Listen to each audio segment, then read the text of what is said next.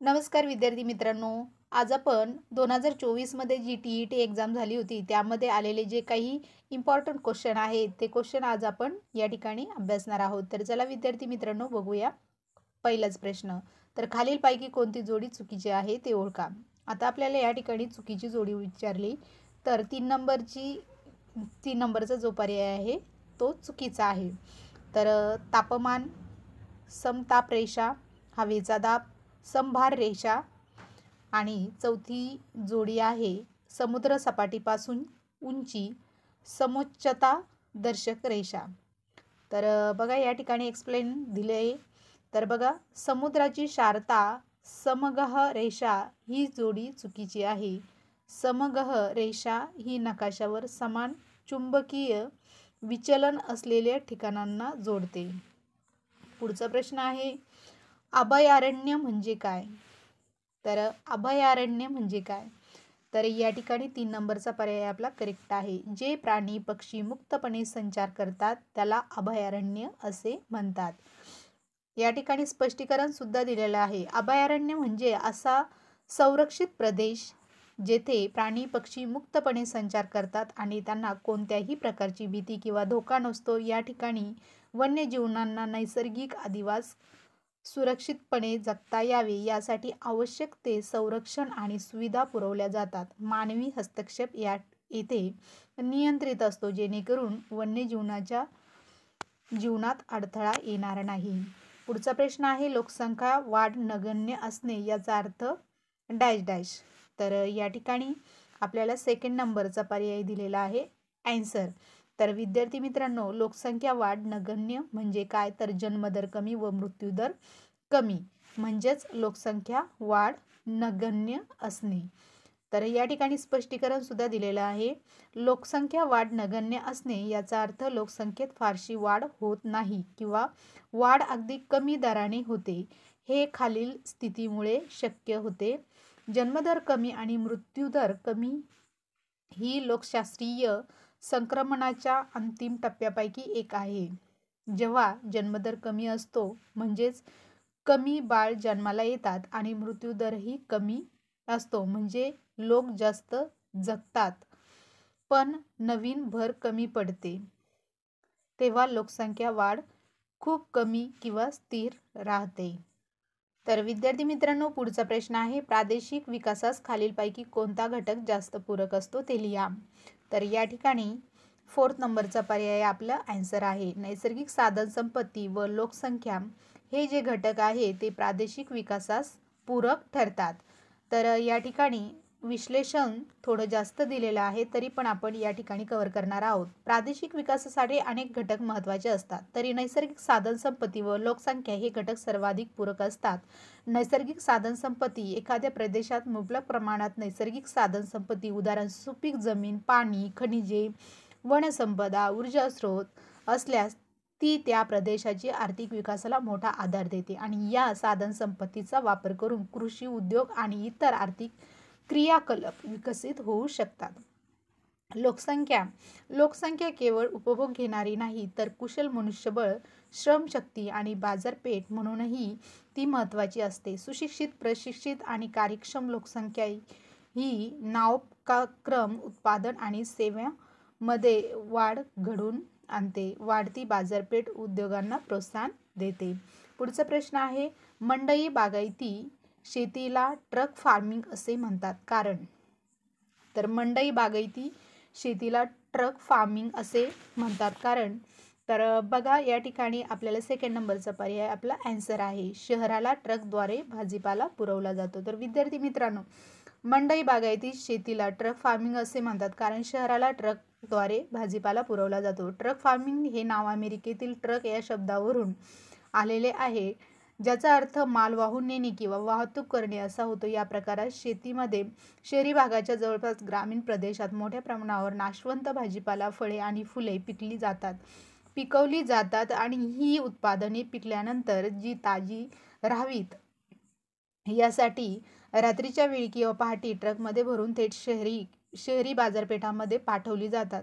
गिरायकापर्यंत त्वरित पोचतील या पद्धतीने ती भाजी मार्केटमध्ये किंवा त्या मार्केटमध्ये पाठवली जातात आणि त्याला ट्रक फार्मिंग असे म्हणतात. पुढचा प्रश्न बघूया. भूप्रदेशाचा उतार, उंची, उठाव समजण्यासाठी डॅश ही सर्वोच्च पद्धत समजली जाते.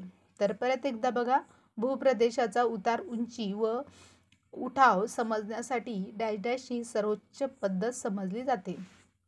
तर या ठिकाणी 3 नंबरचा ऑप्शन आपलं करेक्ट आहे, समोच्चय रेषा पद्धत. आता समोच्चय रेषा पद्धत काय आहे? नकाशावर समान उंची असलेल्या ठिकाणांना जोडणाऱ्या काल्पनिक रेषांना समोच्चय रेषा म्हणतात.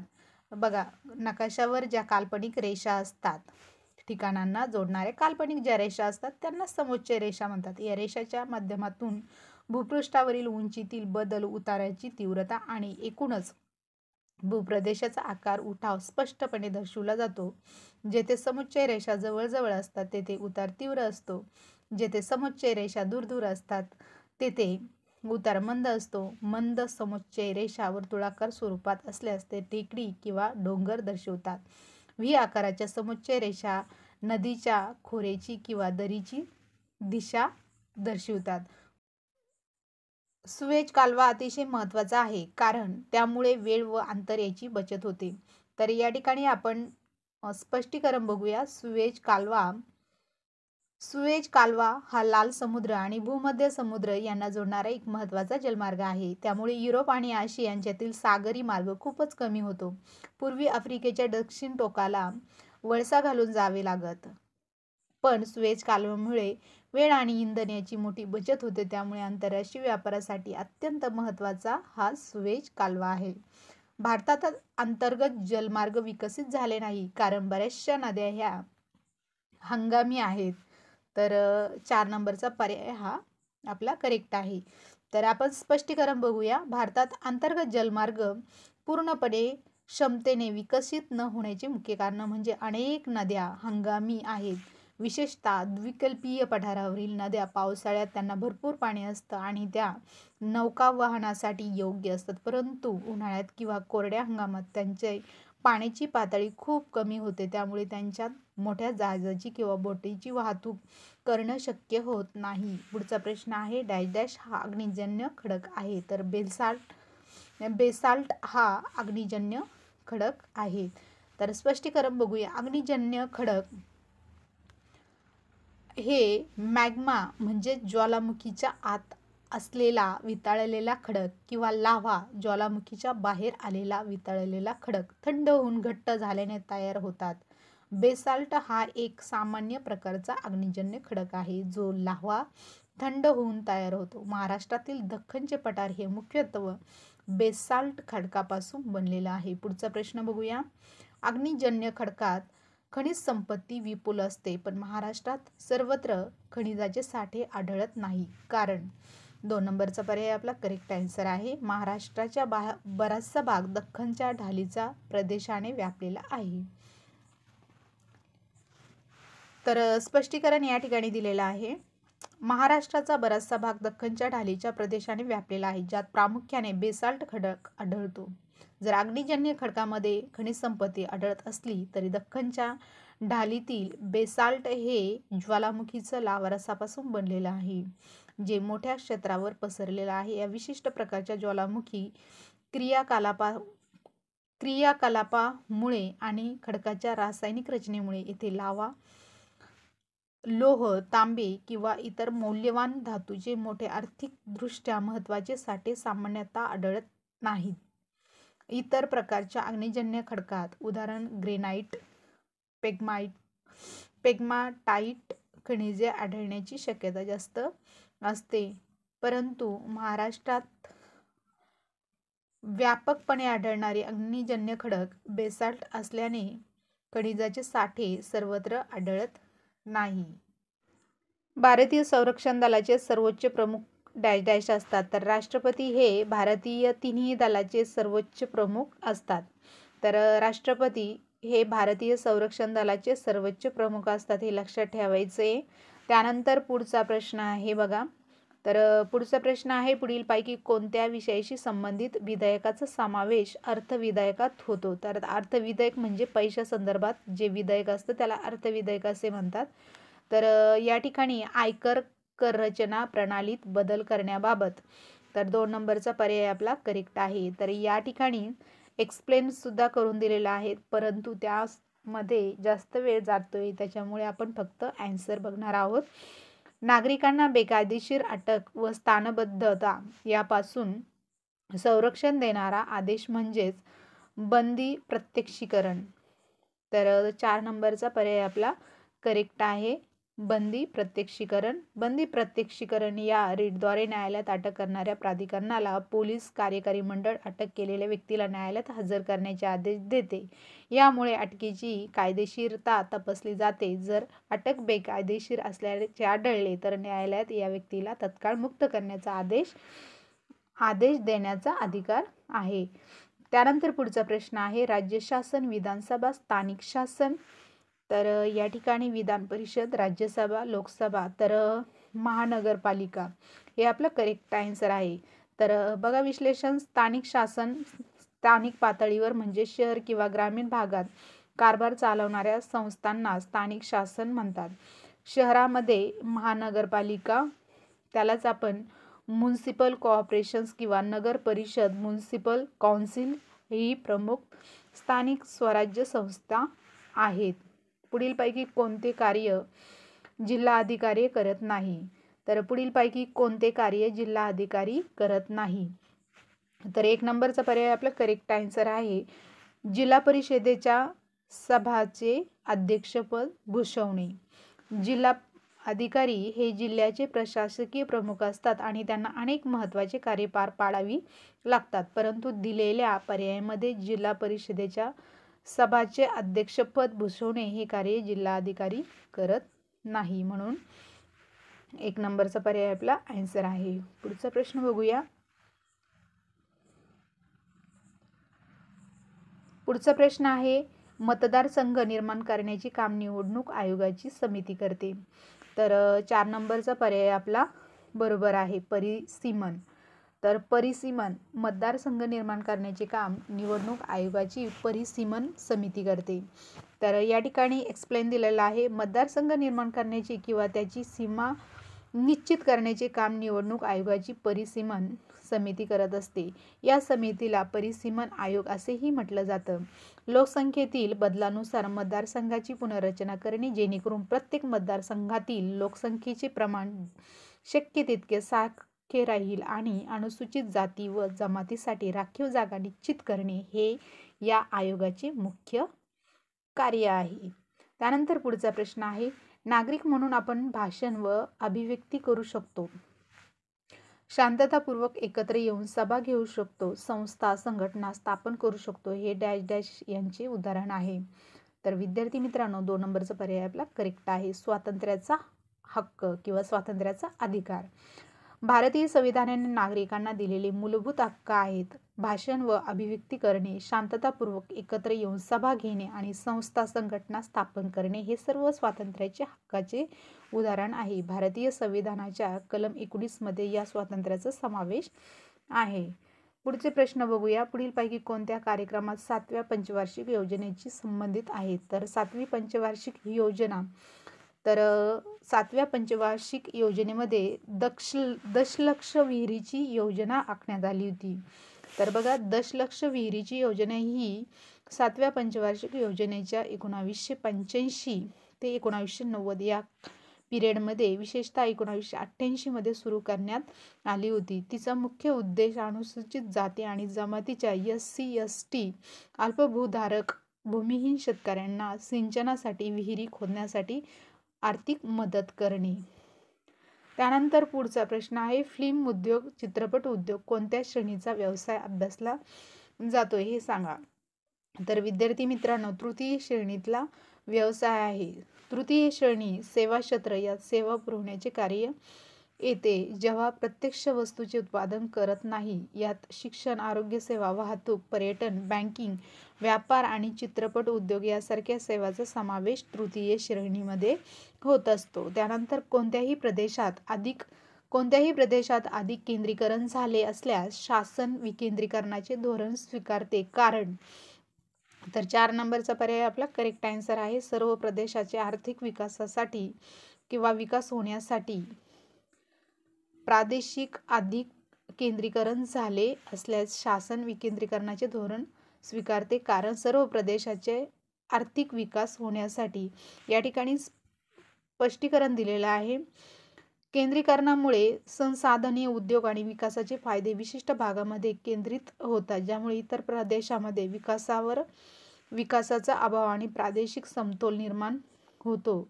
यामुळे बेरोजगारी, स्थलांतर आणि सामाजिक आर्थिक असमानता वाढू शकते.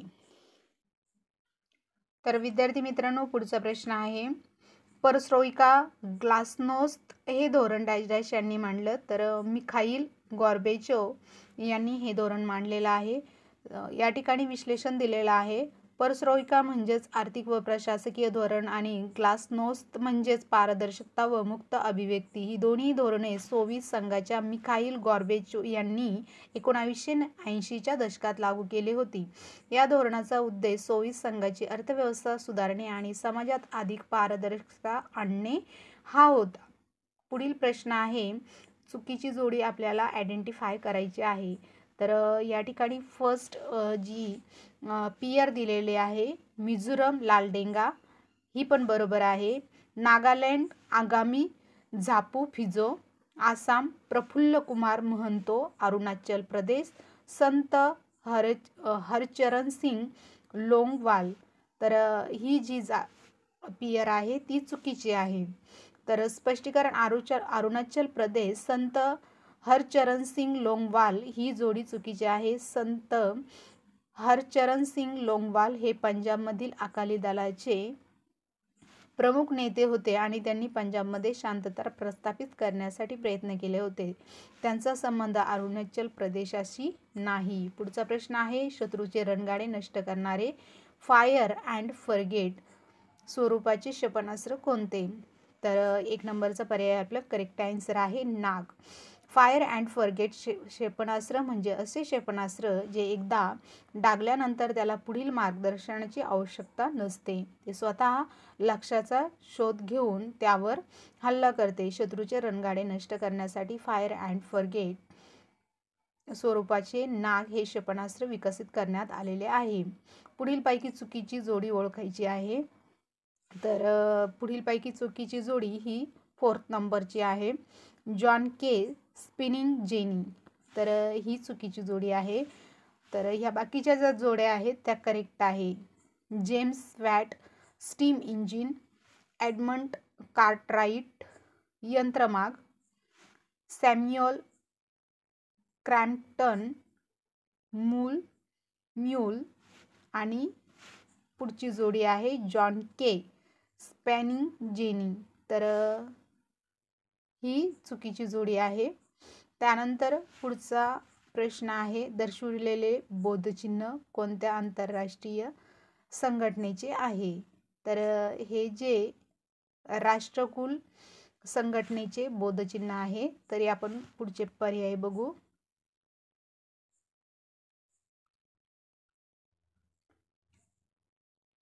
तर विद्यार्थी मित्रांनो, ह्या ठिकाणी 4 नंबरचा पर्याय आपला करेक्ट आन्सर आहे.